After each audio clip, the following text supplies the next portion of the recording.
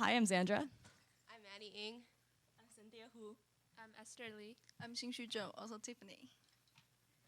Okay, so I'm sure most of you have talked to dogs. Yep. And if you say, what do you want to eat? They may have given you this look. And if you ask them, do you want to go for a walk? They may stare at you like this. If they're lazy. And lastly, if you ask them, do you love me? There we go. Yay. But how do you know what they're truly thinking? So what if they can talk, like Jake from Adventure Time? But yet even better, what if they can text you and you can text your own dog?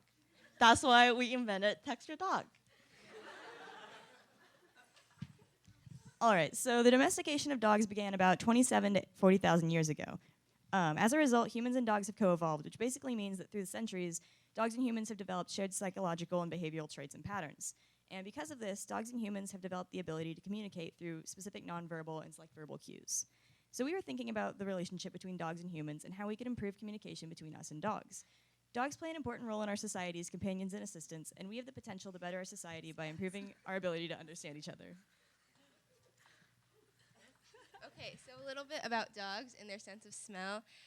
Sense of smell is dogs' strongest sense, and it's actually 40 times better than that of humans. Smelling is dogs' form of communication through, to the world. It's very efficient in detecting smells and memorizing smells. And as we know, humans' main form of communication is through speech. So we thought, why not combine the two? So the goal of our product is to maximize the efficiency and quality of communication between humans and dogs by creating a language of sense that dogs can understand easily, and then using their thoughts and transferring them to human language, which obviously we can understand easily. Okay, so we are planning to develop an app that allows humans to send simple messages to the dog's collar, which will be connected to the phone through Bluetooth. And this collar will be able to translate the message into a series of scents that will be interpreted by the dog. And the collar can synthesize a variety of scents as well as adjust how faint it is, working to attract a dog maybe to a certain location or direction. And the dog's brain activity will then be monitored through small external sensors, and its emotional response or any change in their brain activity will be put into words and translated back to the app for the human to understand.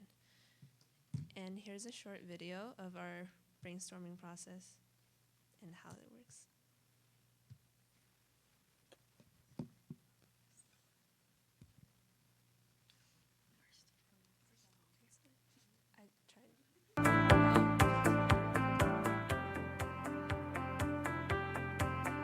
So as you can see, there are 360 degrees of openings on the collar that allows scents to be released anywhere. And we try to keep the messages simple and concise so the right idea can be communicated. And there are sensors on the back of the head for the dog to monitor their brain activity.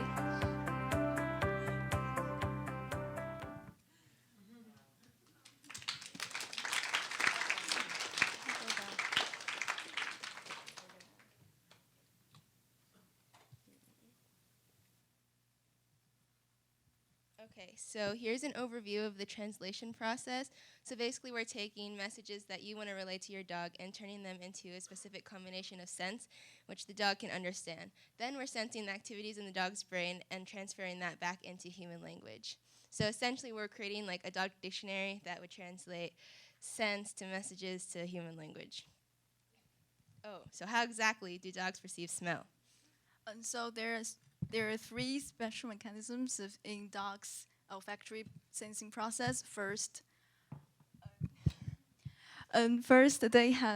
dogs have a unique dual pathway and structure in their nose, one for breathing and the other for smelling. So basically, it's filled with 300 million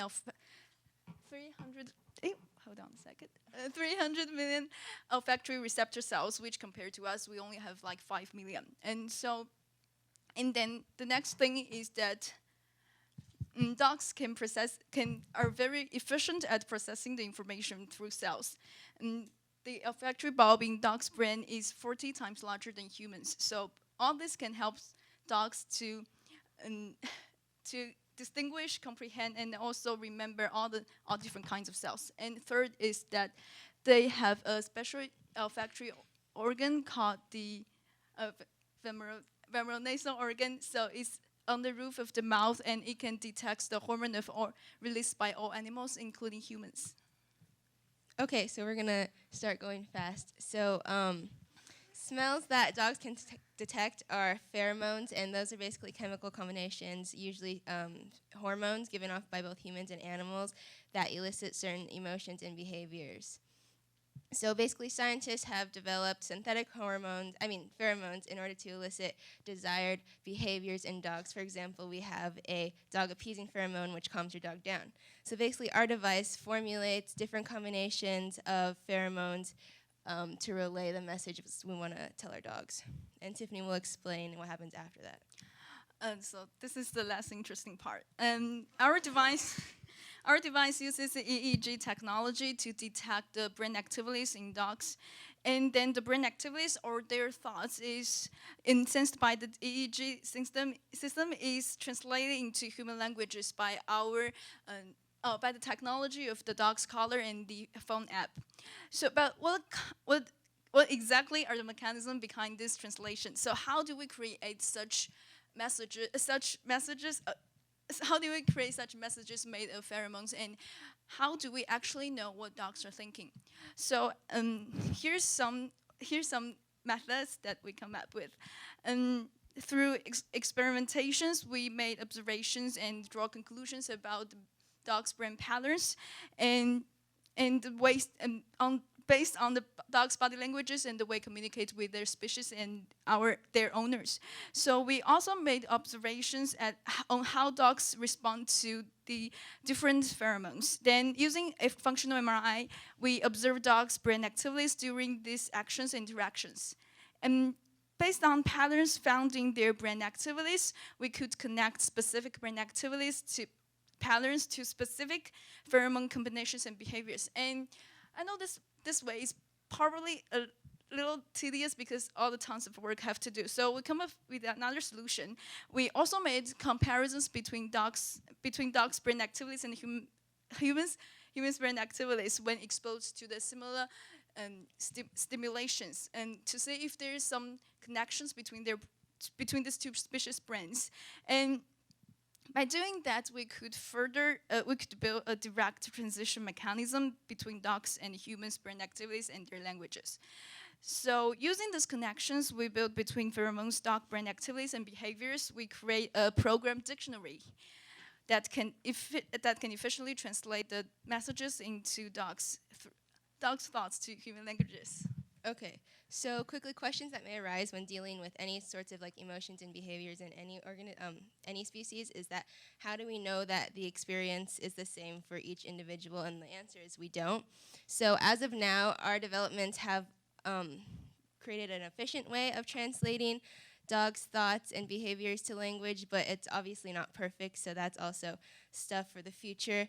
And then also, So to sum up, basically text or dog translates the text to sense to communicate to dogs, and then we detect the brainwaves and translate them back to text for humans to understand. So this establishes a better connection between dogs and humans, and then it helps working dogs in military or public security to communicate to humans about the chemicals they detect. And